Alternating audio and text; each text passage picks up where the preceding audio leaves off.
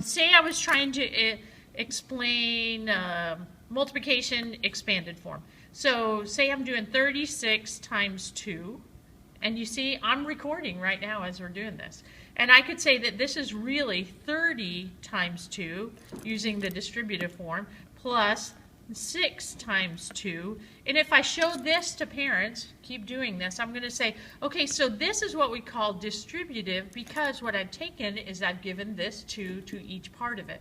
And this is exactly what I would do when I'm doing this for parents. And then I would say, huh? It will be, but when I put it on YouTube, I'll flip it so that it won't be sideways.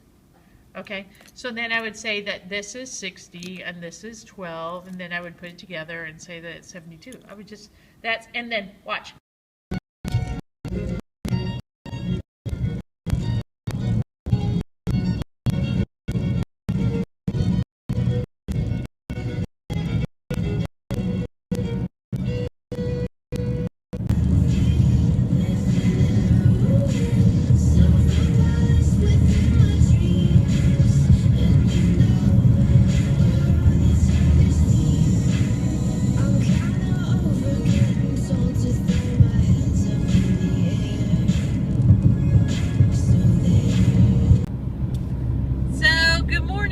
It's my drive-in in the morning, and I got back at work.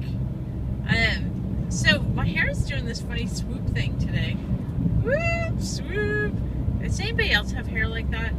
You know, that it just kind of does what it wants. I look at these people in my office and, you know, that I work with, and I look at them and go, wow, your hair is just perfect every day, and it's the same every day. And I think, how do you do that? Is it the cut? No. Is it your texture of hair? Probably. I am one of those people that has fine hair and straight, well, it does what it wants, and thin hair. So I don't always have options in my hairstyle. It gets, sometimes when it gets to a certain length, I think, what am I going to do with it? But this is what it is today. Oh, well. I guess some people think, oh, I'd love to have straight, thin hair. No, you wouldn't. People tell me, oh, I have to get my hair thinned. I think, why? What do you do? Why do you need it thin? Just revel in the amount of hair that you have. Anyway, yesterday I got to work with two groups of teachers, one in the morning, one in the afternoon. The one in the morning was a bigger group. I think there was about 16 to 18 teachers. And we talked about the open number line. It was very, very good. We had kindergarten, first, third, fourth, fifth, and sixth grade teachers. I think it was really interesting that there were no second grade teachers there. So I found that extremely interesting. I don't know why that phenomenon happened. But anyway, so it was very enlightening. I had a lot of ahas when sixth grade teachers realized what kindergarten teachers were doing. And when kindergarten teachers realized that what they were saying confuses kids later on. And, you know, like I've said before, kindergarten teachers can do no wrong as far as kids are concerned. Like, I taught eighth graders that would say, but my kindergarten teacher said, and I think that that's amazing. I do remember kindergarten. I remember it was French and English, and it was at a Catholic school, St. Martha's. And I do remember some of it. I don't think I remember exactly statements that my teacher said, but I am a lot older than an eighth grader. I know, you find that hard to believe, but I am a lot older than an eighth grader. So anyway, there were a lot of aha moments, and they got to see a lot of different things that you can do with an open number line to really develop the student's number sense. And I think that there is a giant gap in students' number sensibility because we kind of got away from developing that in students. And using the open number line, I really think that you can. So that was my morning session. My afternoon session was a very intimate session. There were only 6 people in it, which was really kind of good because we had four 4th grade, 5th grade, and 6th grade teachers. Could have had a lot more. And I kind of wish we had more of those teachers, but we talked about fractions. And we talked about how we as adults know algorithms and rules that we were taught, but we were never taught, why does that work? Why does that work? And so really, I have a teacher that's moving down from middle school into elementary school, and I could see on her face, had a major aha when she went, oh my gosh, that is the reason why we do this.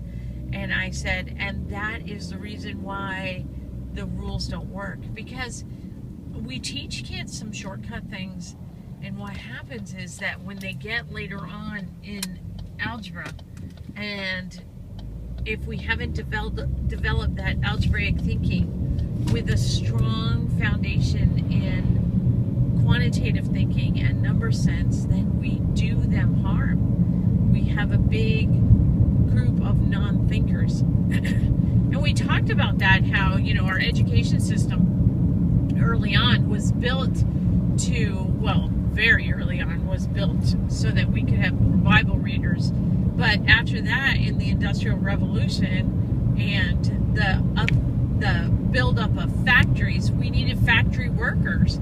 So we needed to develop people that knew how to use devices and could produce. Here, do this, put this rivet on this, put this rivet on this, and just keep going. We didn't need the in-depth thinkers. And now we as a nation realize that we only developed those in-depth thinkers in those that were going on to college. And now we can't just do that. We have to develop thinkers in all of our students, because you have to be a problem solver in no matter what you do. If you're a carpet layer, you better be a problem solver when you see the way that rooms are laid out. They're not all rectangles anymore, and you better be able to figure out how much carpet you need to order. You order too much carpet and your company doesn't make a profit. So that's one of the things that we talked about.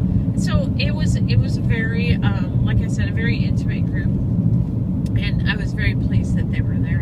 And again, we had some very good aha moments. I'm supposed to teach 2 sessions tomorrow, but I really need to look at who has signed up already, because, you know, if only 1 or 2 people signed up, that's not a session that I'm going to have. And some people say, oh yeah, you still need to do that. Oh no, I don't. I have other things that would benefit more teachers that I could do.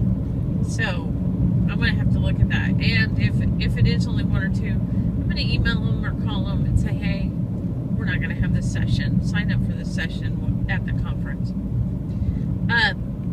So that's what I need to do today. I also need to get in there and put in, the state has, for this year, we've implemented new learning standards. And so all of the documents with the new learning standards need to be put into the computer system so teachers can do their planning. And it's so strange to me, but I have been told over and over again that teachers plan their year throughout the summer. And I guess I just don't get that, because I always had to know my students before I planned. Yeah, I could plan like first week activities and think about things like that. But if you don't know your clientele, you're planning for just content without planning for students. So that kind of bothers me, but I guess I'll get over it. All right, so today is supposed to be a hot day for us. We really have not had very hot weather this year. And for Texas, that's very strange. We haven't had many triple-digit days. As a matter of fact, last week we had several days that were only in the 80s, and that is very unusual. We laugh here in Texas because, you know, the back-to-school ads show all these kids in, like, you know, I don't know, fall clothes. And we're like, yeah, you buy those clothes now for, you know, 4 months down the road, or 3 months. 3 months down the road, because that's when it'll start getting cool. But you don't buy those for now. And okay, so I don't know if you know practice, but in Texas, high school football is a huge thing. And so football practice has started, and they've already started talking about how, keep the kids hydrated, and the kids aren't thinking about how hot it is because it really hasn't been hot. A lot of times in the summer when we have our triple-digit heats, you have to talk about being hydrated, and kids aren't really feeling hot, so they're not thinking about the hydration level. Thank goodness, though, it is a triple-digit heat with those kids out there. And it's not just athletes, marching band star, drill team star, and all the volleyball stars, everything that's a fall sport. Cross country, I've seen cross country runners already going, and it still floors me that school hasn't even started, but you have to get the jump start. You can't wait till school starts. All right, well, I guess that's all for today. Hopefully I'll get this uploaded while I'm at the office because the internet there is a lot faster. We lost the internet at home last night several times, and I thought it was very interesting. So everybody have a great day. Talk to you real soon. Bye.